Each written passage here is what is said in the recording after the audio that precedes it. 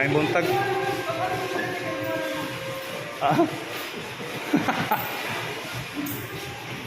Nandito pa kami ni Stephen Tin sa sa Chowking, yan oh. Chowking.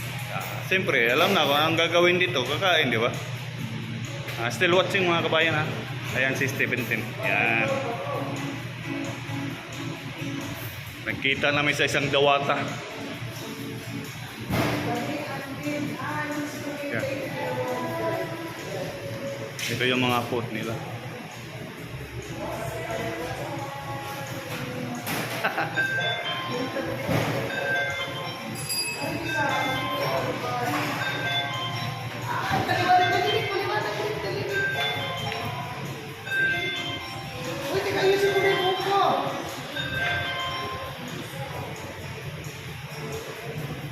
Joking lang.